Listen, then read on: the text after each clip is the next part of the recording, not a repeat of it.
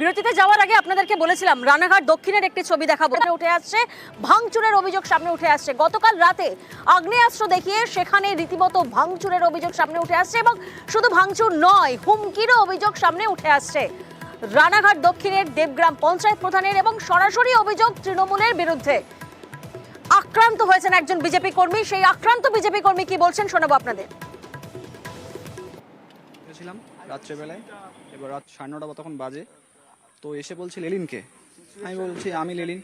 তখন হট করে মাজার ওখান থেকে বন্দুক বের করে আমার বুকে আর এখানে ধরলো, ধরে বলছে যে আরো বিচ্ছিরি গালাগালি তো করছেই। এবার আমাকে তখন পেছন দিক থেকে এসে লাথি মারছে, কিল মারছে আর এখানে মেরেই যাচ্ছে। ঠিক আছে, বন্দুক দিয়ে একটা জোরে মেরেছে, আমি মাথা সরিয়ে নিয়েছি, নাহলে ওটা লাগলে আমার মাথা ফেটে যেত। আমাকে বলেছে তুই ভোট দিতে যাবি না, তার সঙ্গে তো গালি আছে। কতগুলো যা মেরেছে আমি বলতে পারবো না কতগুলো মেরেছে। ঠিক আছে, এখানে লাথি কিল ঘুষি সবার মুখ বাঁধা। প্রতিনিধি অভিজিৎ এই মুহূর্তে আমাদের সঙ্গে রয়েছেন। অভিজিৎ, তোমার থেকে সরাসরি একবার জানার চেষ্টা করব, আক্রান্ত কর্মী তো ওনাকে বলছেন রীতিমতো হুমকি দেওয়া হয়েছে, যারা হুমকি দিয়েছে তাদের রাজনৈতিক পরিচয় কি?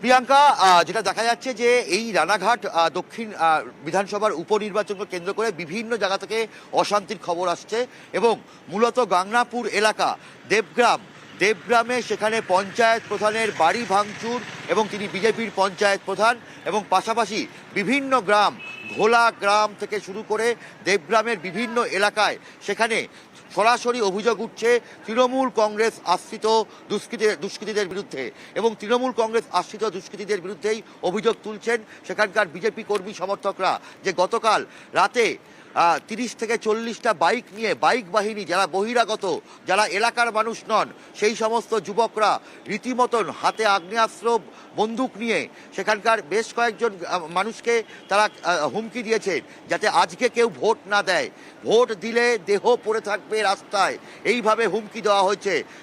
একেবারে অভিজিৎ, তুমি আমাদের সঙ্গে থাকো, সেই অভিযোগ একবার শোনা যাক। আমাদের বলেছে 10 তারিখে বাড়ির থেকে বেরোলে 11 তারিখে আমাদের লাস্ট। হ্যাঁ, ভোট তো দেবই, ভোট দিয়ে আমরা প্রার্থীকে জিতাবো। আমরা যদি ভোট দিতে যাতে দেখছে না, বাড়ি এসে অত্যাচার করছে, মারামারি করছে, পিটে যাচ্ছে, ঘরের চাচ্ছে, ভোটই দিতে যাচ্ছে না। এখন যাবে ভোট দিতে, রাত্রে এসে বাড়বে জম্বের বেরোনো।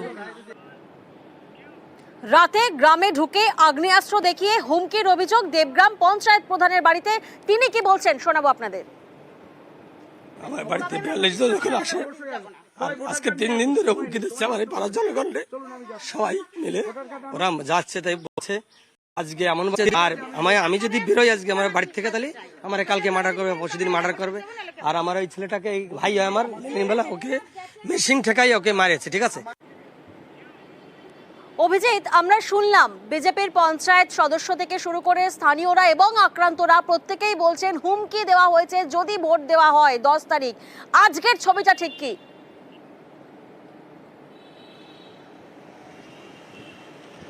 প্রিয়াঙ্কা, আজকের ছবি যদি বলা যায়, দেবগ্রাম এলাকায় এবং গাংনাপুরের বিস্তীর্ণ এলাকায় একের পর এক বুথ ফাঁকা পড়ে রয়েছে। বিজেপি প্রার্থী মনোজ বিশ্বাস তিনি গ্রামে গিয়ে, মূলত যেগুলো বিজেপি অধ্যুষিত গ্রাম, বিজেপি সমর্থক প্রভাবিত গ্রাম, সেখানে গিয়ে হাত জোর করে বলছেন ভোট দেওয়ার জন্য, কিন্তু কেউ সাহস পাচ্ছেন না। সেই ছবি আমরা নিউজ 18 বাংলার পর্দায় দেখিয়েছি যে গ্রামের মানুষ বলছে যে আপনারা চলে গেলে রাতে আমাদের কে বাঁচাবে, রাতে আমাদের কে বাঁচাবে। তারা রীতিমতন আতঙ্কে রয়েছেন। ফলে বেশিরভাগ বুথ, দেবগ্রাম অঞ্চলের বেশিরভাগ বুথই খাঁ করছে, ভোটার শূন্য অবস্থায় রয়েছে। খুব অল্প কয়েকজন গ্রামবাসী ভোট গ্রহণ প্রক্রিয়ায় অংশগ্রহণ করেছে। ফলে বোঝা যাচ্ছে বেলা 11টা পর্যন্ত নির্বাচন কমিশনের হিসাব অনুযায়ী রাজ্যের 4টি বিধানসভার মধ্যে এই রানাঘাটে সব থেকে বেশি ভোট পড়েছে, কিন্তু এই গাংনাপুর এলাকা, দেবগ্রাম এলাকায় কিন্তু একদমই ভোট। একেবারে অভিজিৎ, তুমি আমাদের সঙ্গে